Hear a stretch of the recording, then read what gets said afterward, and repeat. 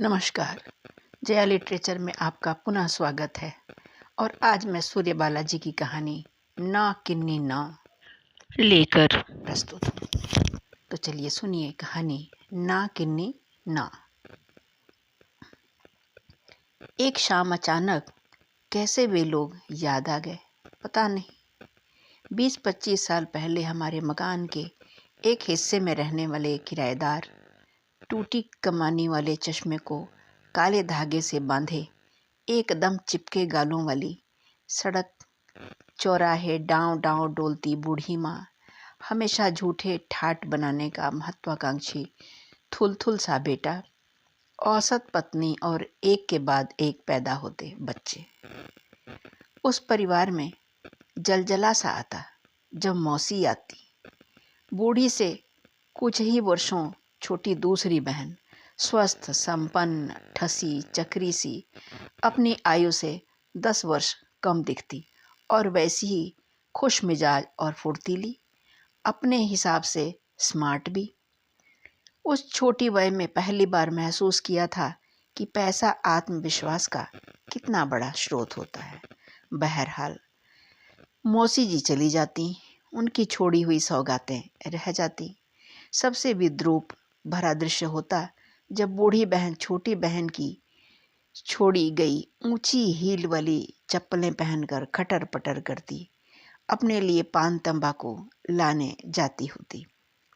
तब बिल्कुल नहीं जाना था कि यह चित्र मेरे अंदर फ्रीज होता चला जा रहा है और आज से बरसों बरसों बाद किसी किन्नी कथा की मूल संवेदना के रूप में पिघल उठेगा। किन्नी कौन, कहाँ की, अब सब कुछ ही थोड़ा बता दूंगी। मौसी आती तो घर रोशनी और रौनक से भर जाता। हम छज्जे छज्जे चहकते फिरते, सबसे कहते हमारी मौसी आ रही हैं, बिजनौर वाली मौसी। हमारे मौसा जी शक्कर की मिल में मैनेजर हैं, उनके पास मिल की जीप है, उनके घर में बहुत सारे नौकर हैं, 2 कुत्ते हैं और एक खरगोश भी। उनके 2 बच्चे हैं, गगन और रोजी। गगन के पास बंदूक है चिड़िया मारने की, रोजी के पास बुलबुल। तरंग मास्टर आते हैं उसे सिखाने को। सुस्त सी रहती हैं, माँ जैसी सुस्त सुस्त सी नहीं। रोजी को लेकर स्कूल जाती हूँ तो मेरा रुतबा बढ़ जाता है। सारी सहेलियाँ लट्टू हो जाती हैं उसकी स्कर्टों, सैंडलों और नई नई डिज़ाइन की क्लिपों पर। कैसी तो थोड़ी थोड़ी इंग्लिश मिलाकर चटर पटर सी बोलती हैं और आंखें गोल गोल सी घुमाती बेफिक्र बिंदास चहकती रहती हैं। जब तक मौसी रहती हैं गगन और रोजी सारा घर सिर पे उठाए रहते हैं।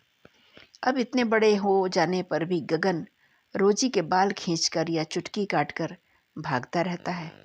रोजी चीखती हुई उसे दौड़ाती रहती है और मौसी अंदर अंदर मगन होती हुई ऊपर ऊपर खींचकर लाड़ से डांटती हैं।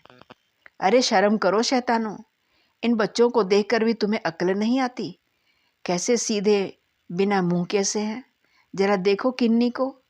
अभी कॉलेज से आए 10 मिनट भी नहीं हुए और देखते देखते फटाफट तुम लोगों की बिखेरी चीज़ें संभाल दी, कपड़े तहा लिए और उधर चाय भी चढ़ा दी। ला तो बेटा एक प्याला, जरा सुस्ती दूर हो।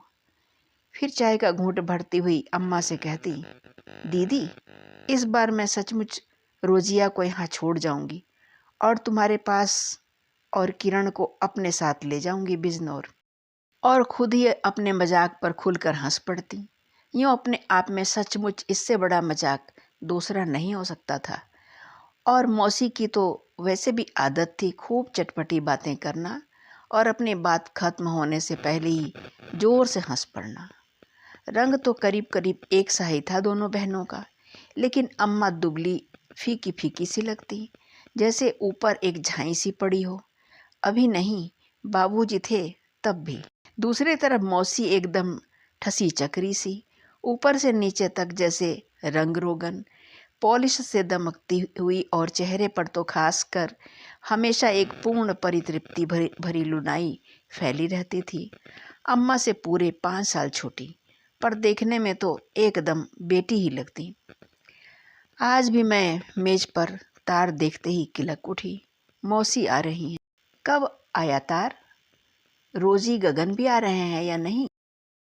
दोनों सफ़ेद धारी वाली नीली चादरें धोकर फैला दूं? बांस वाले किताबों के रैक पर अठी धूल साफ कर दूं?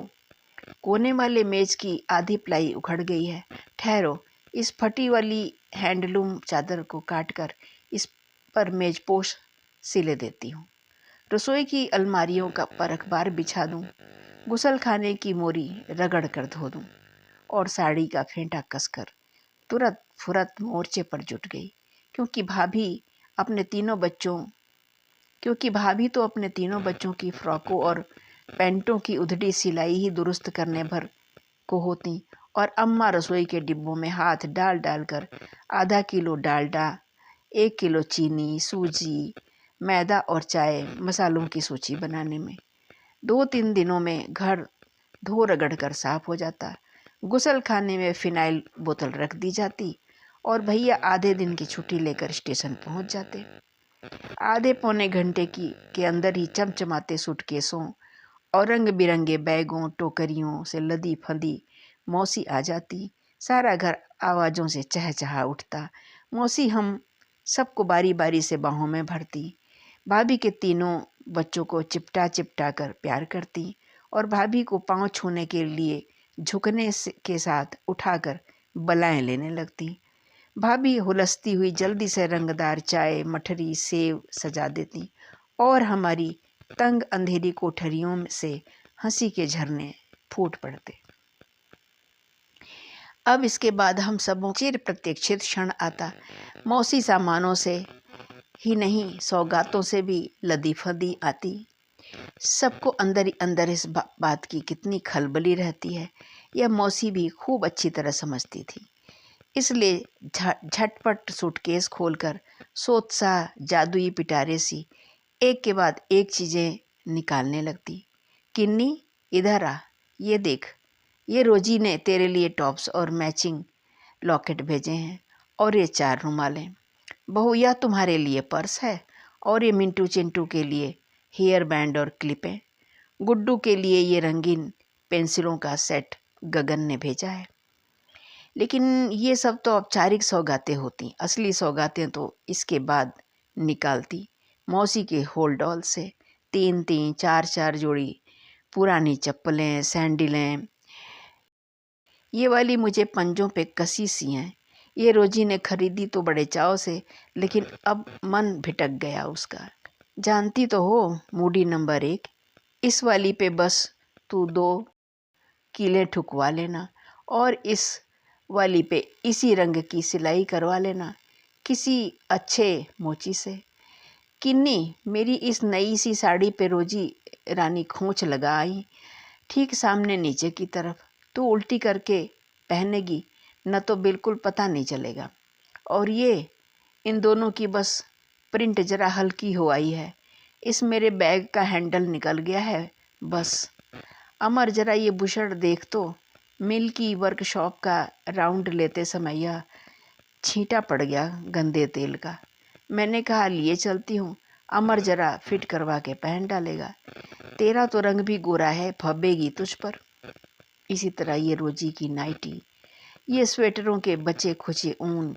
मैंने सोचा बहू गुणी है, काट छाँट कर चिंटू नीटू का फ्रॉक बना देगी और थोड़ा और ऊन मिलाकर रंग बिरंगा प्यारा सा स्वेटर बन जाएगा, खूब खिलेगा इन पर। और हाँ, ये स्टील की 2 छोटी प्लेटें और कटोरियाँ भी दिवाली पर आई थी ना, मिल में बटने के लिए मैंने चुपके से 4 रख ली। इन्हें कहाँ होश हवास की कितने आए कितने गए, सारे दिन मिल भर के ही होते हैं। हाँ, मौसी को तो पूरे होशो हवास में बस 2 बार देखा था, शायद बाबूजी की मौत पर, शायद भैया की शादी में। इससे कम जरूरी मौक़ों पर वे कभी पहुंच ही न पाए। दोनों बार एक प्लेन से आए और दूसरे प्लेन से वापस। जितनी देर रहे भी न सामने जाने की हिम्मत, न बात करने का धड़का, सिर्फ सिर झुकाए। मौसी जी, नाश्ता लग गया, या फिर मौसा जी बाथरूम खाली है। मौसा जी बहुत कम बोलते, जितना बोलते उसके भी शब्द बड़प्पन और मातबरी के फ्रेम में जड़े से होते। कभी हल्के से मुस्कुराकर पढ़ाई लिखाई के बारे में एक आध शब्द पूछ लेते तो हम सिर से पांव तक निहाल हो जाते। लेकिन असली चौकड़ी तो हमारी मौसी के साथ ही जमती। हर आधे घंटे पर चाय की तलब और भाप छोड़ते प्यालों के साथ मौसी सारे समय कहाँ कहाँ के हंसी लतीफ़े छोड़ती जाती। मौसी जी के गुमाश्तों, कारकुनों से लेकर अपने शहर के एसपी, डीएम की नकनकाती बीवियों तक के किस्सों की फुलझड़ियाँ, नए नए फैशन तक की बातें बड़े चाव से सुनती सुनाती और रस लेती। असल में रुतबा मौसा जी का बड़ा था, लेकिन शहर हमारा, और मिलें फैक्ट्रियाँ तो वैसे भी शहर आबादी से मीलों दूर। स्कूल कॉलेज भी उतने अच्छे नहीं जितने हमारे शहर के। तो फैशन की नई से नई जानकारी मुझसे ही लेती। यहाँ तक कि हाथों में प्लास्टिक के सादे इकरंगे कंगन या कानों में मोती देखते ही, अरे किन्नी, देखूं तो जरा तेरे कंगन, लाख के होंगे, नहीं सादे प्लास्टिक के, और जरा कानों के टॉप्स तो दिखा, यहीं से चौक से खरीदे हैं। असल में तेरी पसंद बहुत बढ़िया है, जानती है क्या तुझे सूट करेगा। चल जरा आज बाजार ले चल, 2-4 पेयर रोजी के लिए खरीदवा दे। मैं मौसी के नाना कहने पर भी फौरन कानों के बुंदे निकाल रोजी के लिए पैक कर देती। फिर बाजार ले जाकर मौसी और जो जो चाहती खरीदवा ले देती। मौसी हर चीज़ से पहले मेरी सलाह लेती कि फ़लाँ चीज़ उन पर रोजी पर खिलेगी या नहीं। उन्हें मेरी पसंद पर पूरा भरोसा था। मेरी पसंद की हमेशा दाद देती।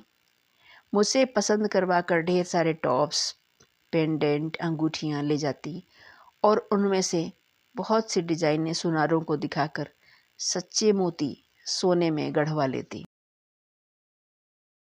अगली बार जब आती तो मुझे दिखाकर पूछती, देख किन्नी कैसे लगे ये, इमिटेशन में तो काली पड़ जाएंगी ना।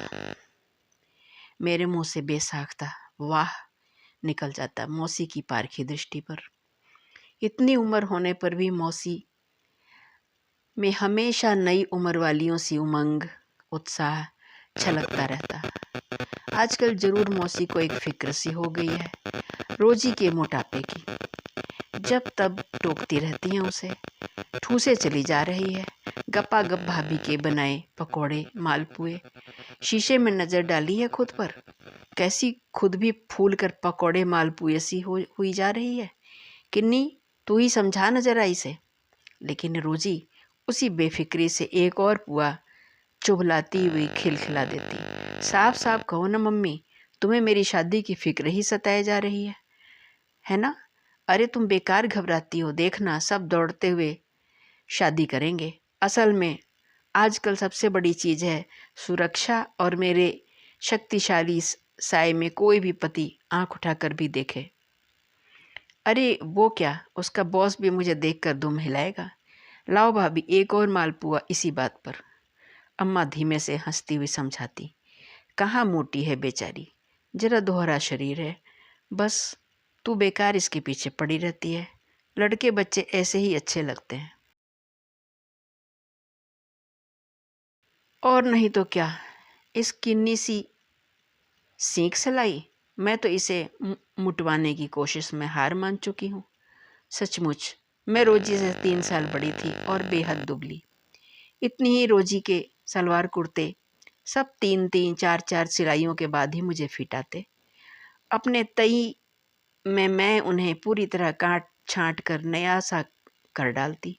फिर भी कॉलेज में लड़कियां देखते ही ठिठोली करती, रोजी ब्रांड, और मैं शर्मा कर हंस देती। माँ को क्या कहूँ, खुद मेरी भी तो यही हालत है। बहुत ज़ोर से हंस खिलखिला सकती ही नहीं, अपनी बात पूरे वजन और आत्मविश्वास से सबके सामने बीच में कह सकती ही नहीं। इसलिए सही बात भी सुनने वाले के साथ साथ खुद अपने आप को भी कच्ची, अधूरी, अनिश्चित सी लगती है। जबकि रोजी और मौसी एकदम घिसी पिटी कहावतों और जुमलों को भी इतनी ठसक के साथ पेश करती हैं कि सुनने वाला फौरन उनकी गिरफ्त में आ जाता है। इसी तरह अपने शादी ब्याह या गुण शऊर की बात चलने पर भी लाख कोशिशों के बावजूद पलकें जैसे मारे घबराहट और संकोच के यहाँ वहाँ छुपने की ठोर तलाशने लगती हैं। लेकिन वहीं रोजी अपने लिए ऐसी कोई बात सुनते ही गोल गोल आंखें चमकाती ठठाकर हंस पड़ती है, और उसे आंखें तरेर कर बरसती हुई मौसी भी उसी ठहाके में शामिल हो जाती है। मौसी के जाते ही वे ठहाके थम जाते हैं। घर वापस श्मशान सी खामोशी में साएं साएं कर उठता है। माँ फैली बिखरी चीज़ें समेटने लगती हैं। भाभी 2, 3 या 4 दिनों की थकान उतारने खाट पर पसर जाती हैं, और भाई मौसी की लाई ढीली कमीज़ों पतलूनों की फिटिंग कराने के लिए पैसे मांगते हुए माँ से हुज्जत करने लगता है। सबको मालूम है उन पैसों में से काट कपट कर रुमाल या तौलिए में लपेटी 1-2 बोतलें आएंगी। उनके बूते पर बैठक में भाई जैसे ही भाई के खस्ता हाल दोस्तों का जमावड़ा जुटेगा, जश्न मनेगा, और एक तीखी मिठास के तहत कई सुस्त से हाथ किसी तरह हवा में लहराकर गिरते हुए एक से एक हवाई योजनाएं बनाएंगे। उनके बूते पर बैठक में भाई जैसे ही भाई के खस्ता हाल दोस्तों का जमावड़ा जुटेगा, जश्न मनेगा, और एक तीखी मिठास के तहत कई सुस्त से हाथ किसी तरह हवा में लहराकर गिरते हुए एक से एक हवाई योजनाएं बनाएंगे। हल्के सुरूर के पंखों पर उड़ते हुए, कभी किसी साबुन की एजेंसी, कभी स्कूटर मरम्मत का गैरेज, कभी दर्दनाशक गोलियां या दंत मंजन बनाने के नुस्खे की तजवीज़, या ऐसा ही कुछ और। ऐसे मौक़ों पर किताबें उठाकर मैं सीधी कटरे वाली चाची के पास पहुंच जाती, और चाची बिना सिर उठाए सब्जी का रसा अंदाजर्दी या पराठे उतारती उतारती ही कह देती, कौन? किन्नी? चली जा, खाली है बैठक। चाचा का तो टाइम ही 8 से 8 है, इसलिए आज चाची से पूछा भी नहीं, सिर्फ इतिल्ला दे दी, चाची जाती हूँ बैठक में पढ़ने। कि चाची जल्दी से अंगीठी छोड़ आई। किन्नी, बैठक तो खाली नहीं। वे फुसफुसाई सी बोली, अरे वाह चाचा, आज छुट्टी मार बैठे? नहीं, मेरा भतीजा आया हुआ है रिश्ते का। मेरी आवाज़ दयनीय हो उठी। फिर क्या करूं चाची, मेरा तो कल पॉलिटिक्स का पर्चा है। क्या करूं? चाची खुद असमंजस में थी। वह भी पढ़ने ही आया है, आज ही नहीं कुछ महीनों तक के लिए। दंगों की वजह से लड़कों का पूरा हॉस्टल खाली करा लिया गया है।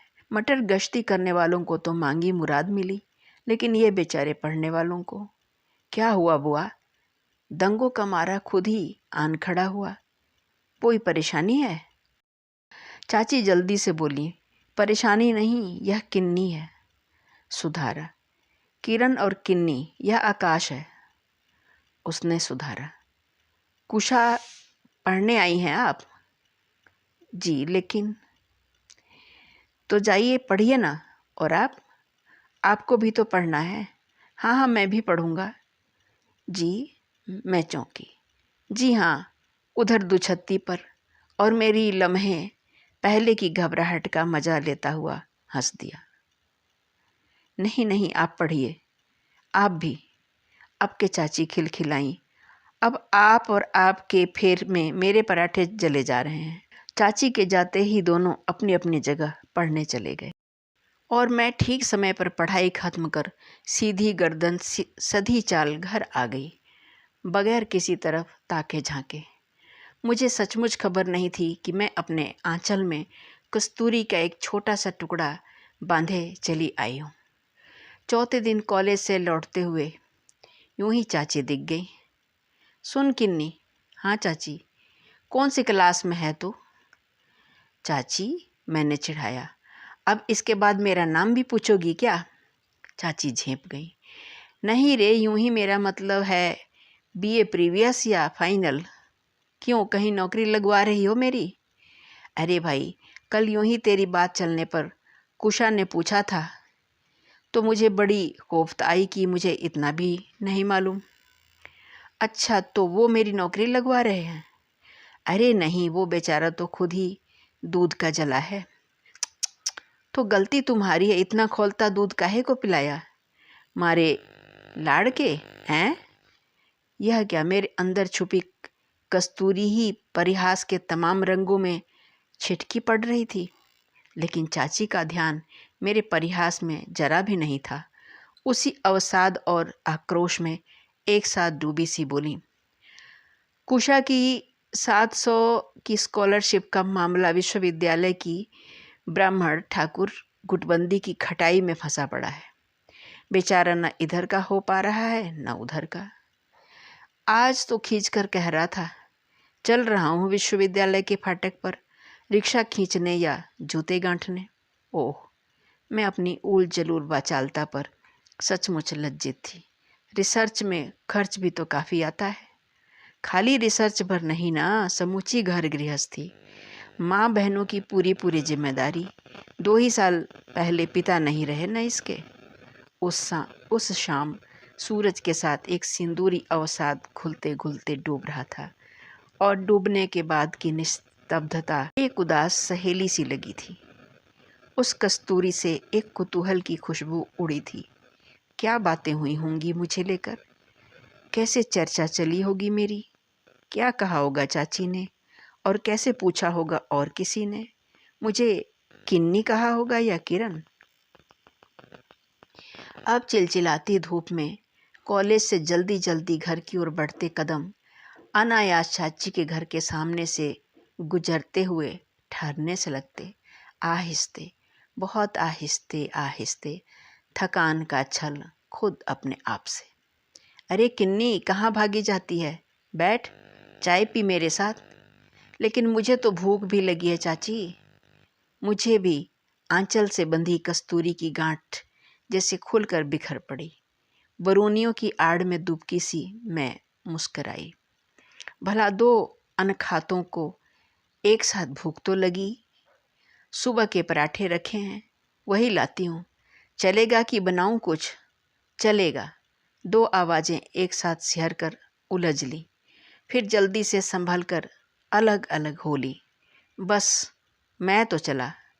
अरे क्या हुआ, तू अपने अंदर कोई अलार्म घड़ी फिट किए रहता है क्या, जो खाते पीते भी घन्न से बचकर चौकन्ना कर देती है तुझे? नहीं बुआ, यह किताब एक दोस्त से लाया था, उसे आज शाम लाइब्रेरी में लौटानी है। सुनिए, आपकी लाइब्रेरी में पॉलिटिक्स की 1-2 किताबें मिल सकती हैं? होनी तो चाहिए, क्योंकि आजकल बिना पॉलिटिक्स पढ़े कोई सरवाइव कर ही नहीं सकता। छोड़िए, आप नहीं समझेंगे। मैं आहत सी हुई। नहीं, शायद आप। वह फीकी हंसी हंस दिया। असल में मेरे कॉलेज में सिर्फ 2 किताबें हैं, जो दोनों लेक्चरर्स के लिए बारी बारी रिजर्व रहती है। इससे आगे की कहानी आपको अगले वीडियो में सुनने को मिलेगी। अभी मैं ये वीडियो समाप्त करती हूँ, क्योंकि बहुत लंबा हो जाता है। आप अपना ख्याल रखिए। बहुत बहुत धन्यवाद आपका।